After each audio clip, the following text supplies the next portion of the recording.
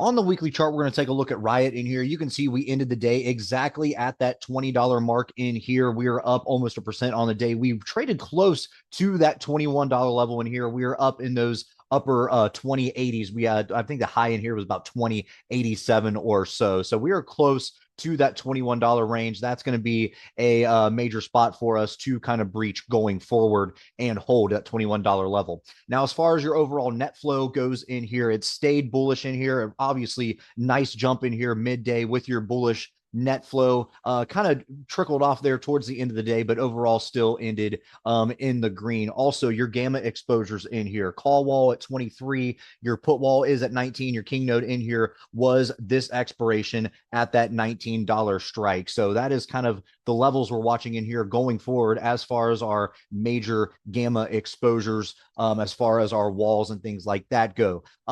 Technically, what are we looking at in here? Well, you can see we're on the weekly chart, that is, we're creating a doji. You're kind of wondering, okay, how in the world are we green on the day, but yet on the weekly, we're showing a red doji? That's because it's a weekly chart. Obviously, this is going to change different time frames. But so far in here, we are placing a doji. So it's going to be interesting to see what type of action we get in here going forward. A lot of indecision, especially with that large pullback that we had in here, just kind of a magnet right to that $20 level in here, right? As we close the day. So that's going to be something that we're going to monitor going forward. Are we going to keep on reverting back to that $20 or can we actually escape away, right? So to the upside in here, obviously we mentioned 21, but 23 at 94 up here is going to be a major spot for us. You can see it was a place where there's a lot of congestion for us in the past couple months or so. So that's going to be a big area of concern. You also have this 50-day SMA in here to the downside,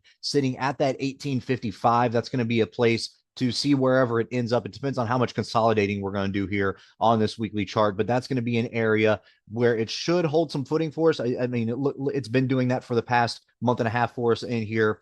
So it should hold, but if not, obviously, then we're going to be down here looking at that mid 15 range. That's going to be kind of lining up where your lower trend line of this overall structure is. So that's what we're looking at here on this weekly chart. As far as your IV goes in here in Riot, your IVR is sitting at about 35, $2 expected move by this Friday. Next Friday, about $2 and some change. If you go all the way out to your September monthlies, it looks like a $3.50 expected move is being priced in here by this underlying. Also in this video, we're going to take a look at Amazon in here. It seems like Apple, Amazon, all your Mag 7 more or less keep on rising as the market pulls back. We are green in here on the day, up 340. We are trading above that 260 handle. So that is good news for us in here.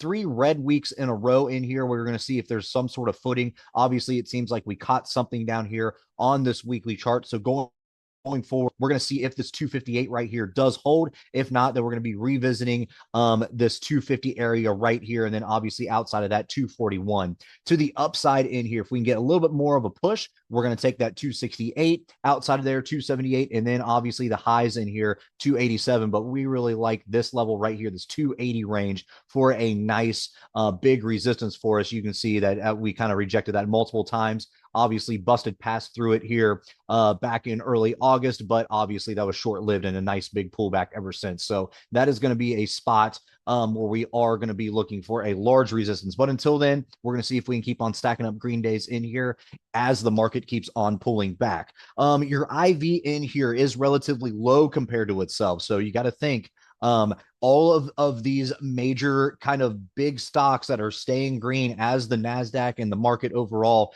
is turning red. You're not getting a whole lot of IV in here. So your IV in each of these single stocks is relatively low compared to itself. From the moves that we have seen in the past, right? So your IVR in here is only 15.